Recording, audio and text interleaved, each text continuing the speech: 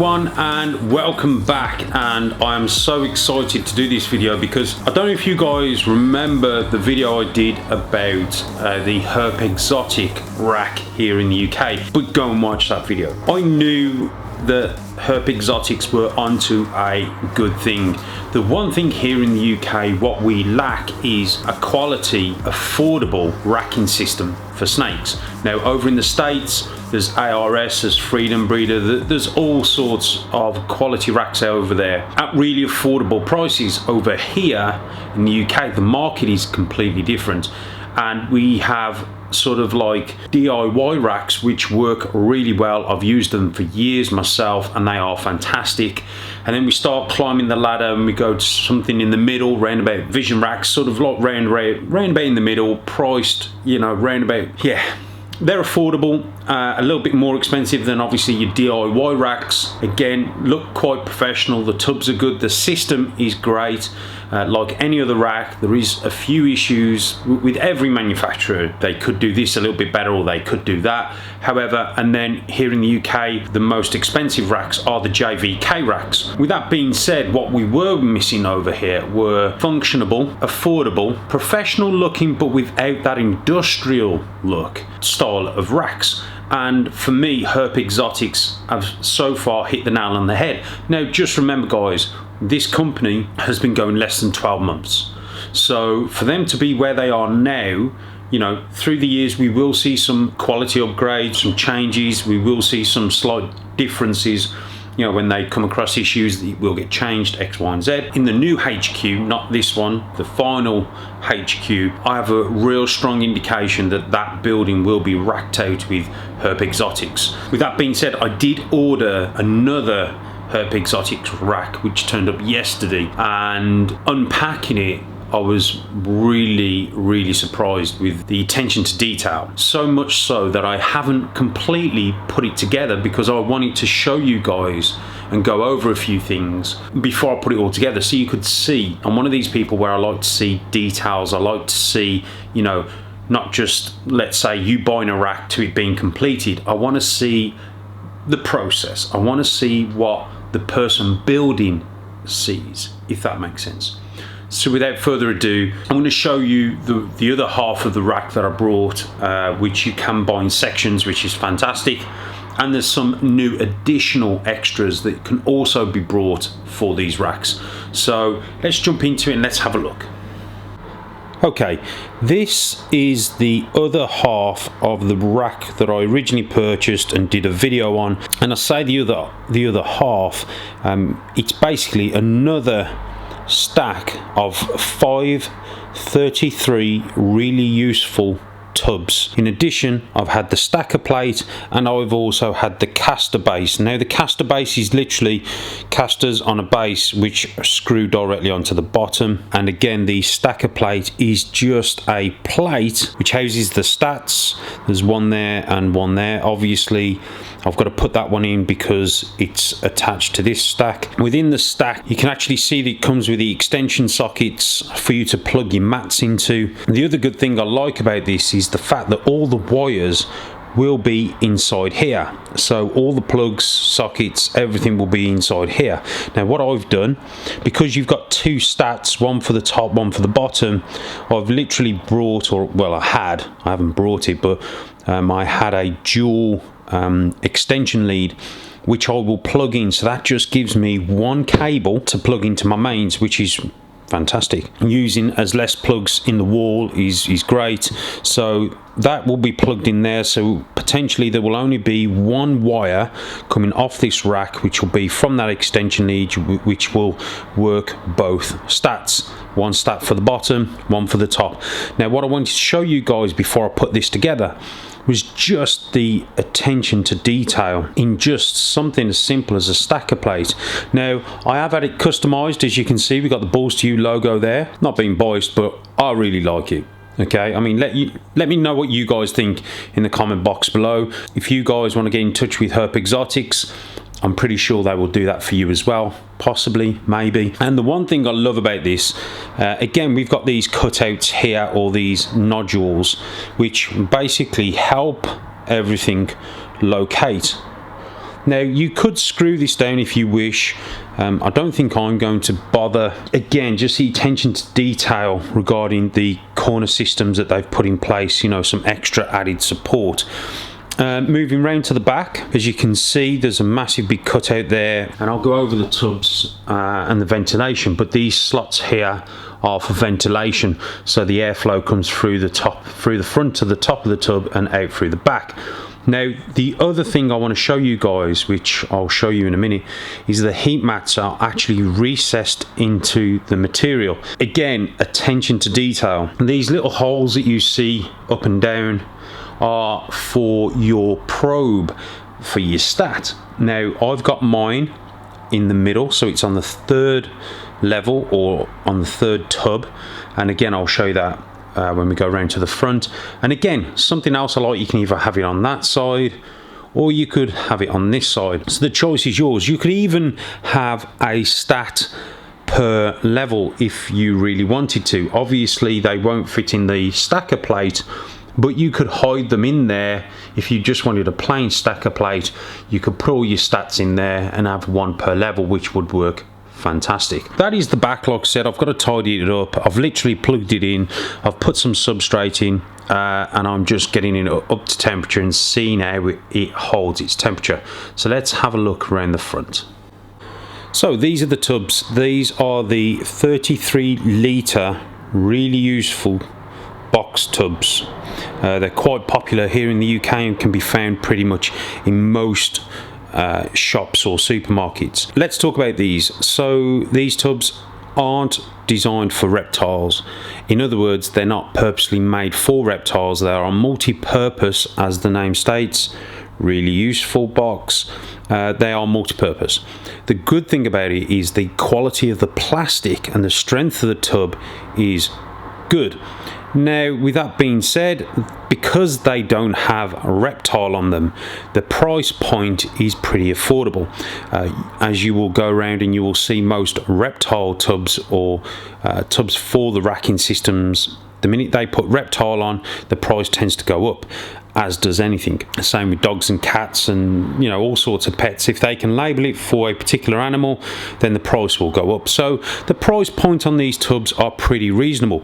Now, they do make them in a clear or a smoked. I have the smoked versions just because I do like that smoked effect. I do like the look, and I also feel that the smoked effect will help with the animals feeling a bit more secure. So what have I done with the tubs? So the first thing I've done, I don't really like the really useful tubs, so logo on the front, so I've turned it around, so in my racking system they are actually that way around. So let's look into this in a bit more detail. What I've done, as you can see, I've got a soldering iron, and pretty much in all four corners I've put ventilation.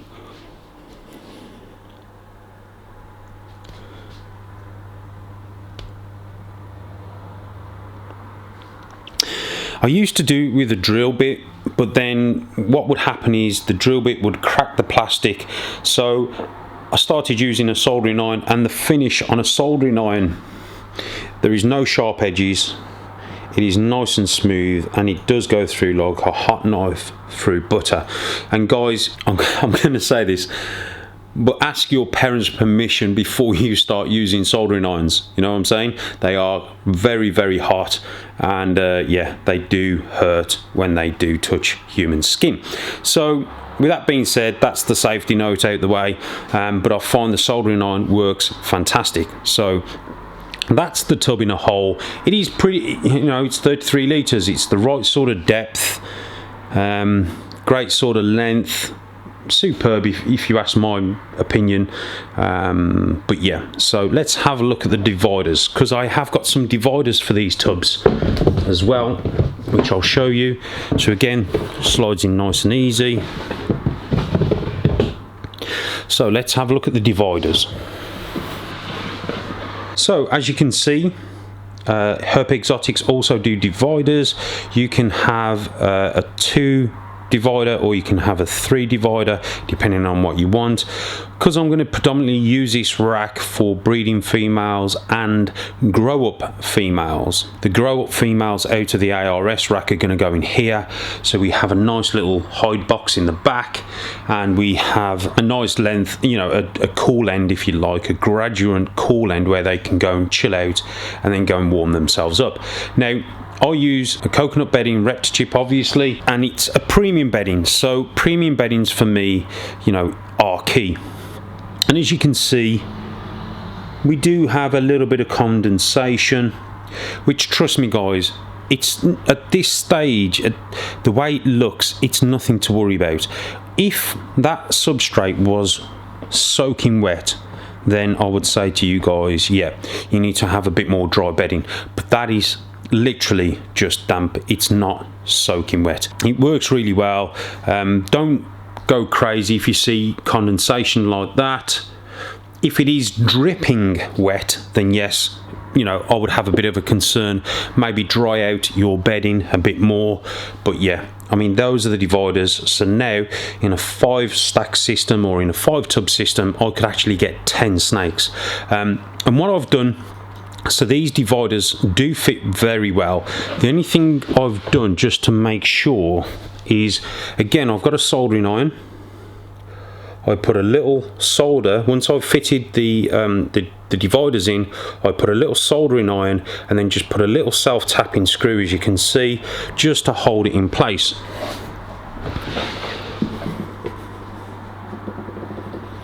So it doesn't really move, and again, you know, they're pretty, you know, they fit really well.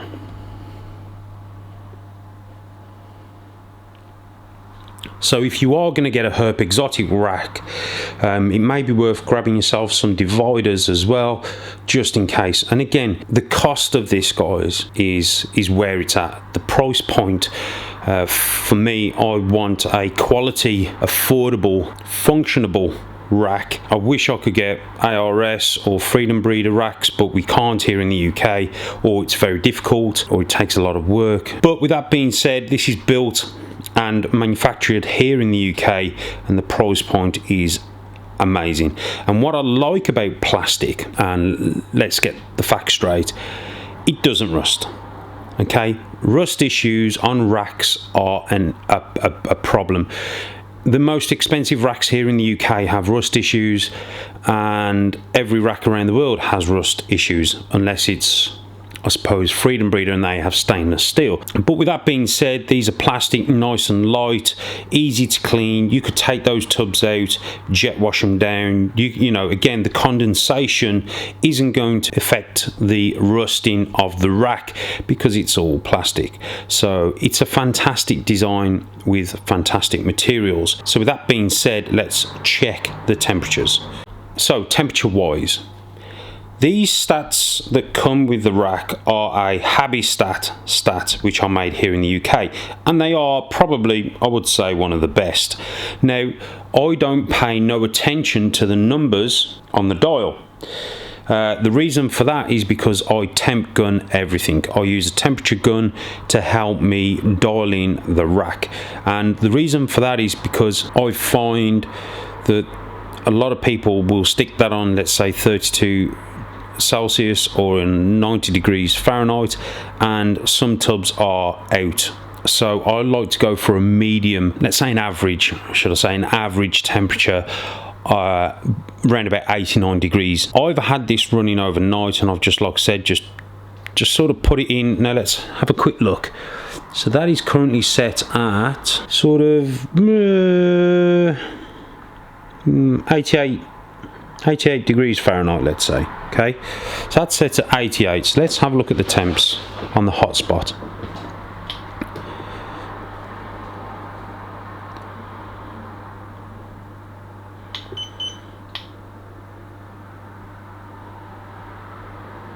So 82 seems to be, and as we come down we can see that drops off. Okay, so 82. So I now know, as I said, that was set at 88. and we can see by the time it gets through the tub, then through the substrate, it's dropped dramatically. So that's why I always tend to ignore the dial. I've had this tub out, so the temperature is going to be a little bit less than that one. So look at this one.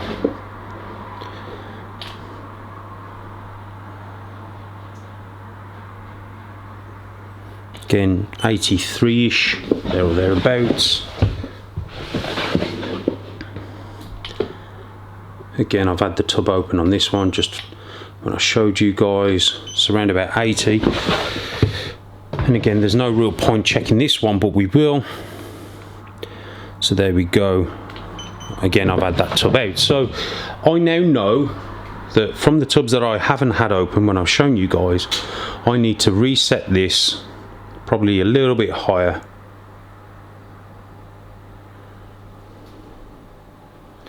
So let's set it to just under 92, and let's see what happens once this is heated up. As you can see, it's starting to heat up. So let's wait for this to get up to temperature, and then we'll revisit the temperatures and we'll check the hotspots. So I've been out, I've cleaned the racks. As you can see, the stat is basically working, it's not boosting anymore, and we adjusted that temperature up. So let's have a look at the hotspots now and see what they're working out at. Again, heat gun, test it. So that one's way too high, and again I'm getting an average for me, so that's too high. So we can go through and check the rest just to be on the safe side. Again, 97's the highest there. Obviously you're going to get a little variation, not so much down to the heat mat, but more so down to the substrate that you're sort of hitting with a probe, or with a heat gun, should I say.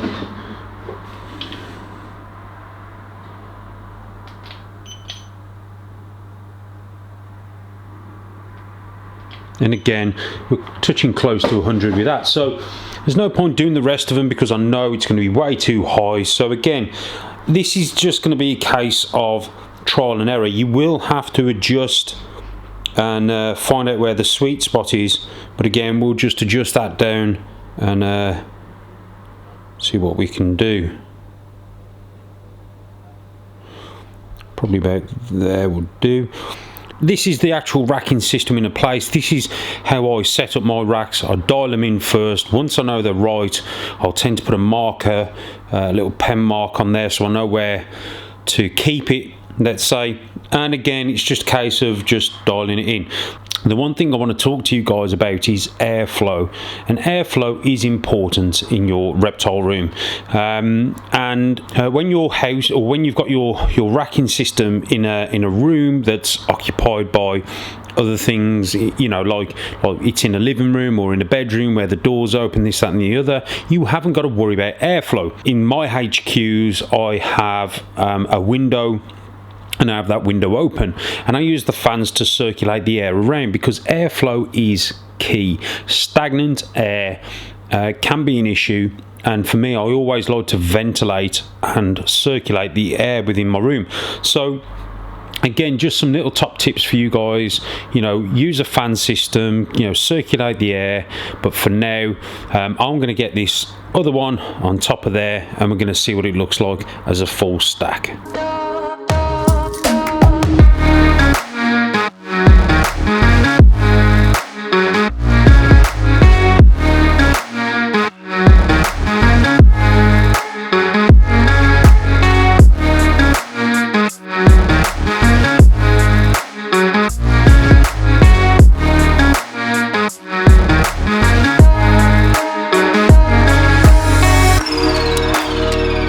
So there you have it in a nutshell. That racking system for me ticks a lot of boxes, and the good thing about this racking system is it's pretty customizable.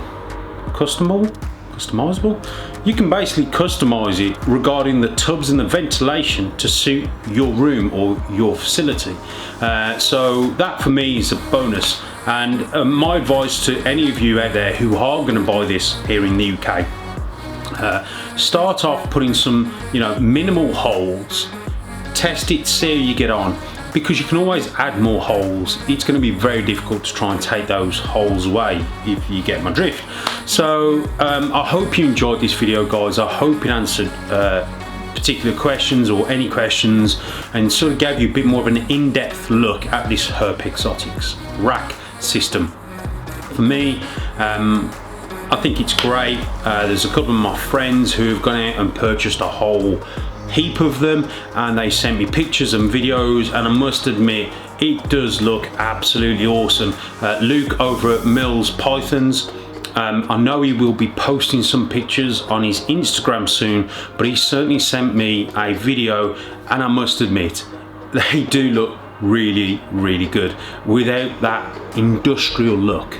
So very great setup Luke's got there. So if you're not following him on Instagram, get over to Mills Pythons on Instagram and give him a follow, and you'll see what I mean regarding his setup.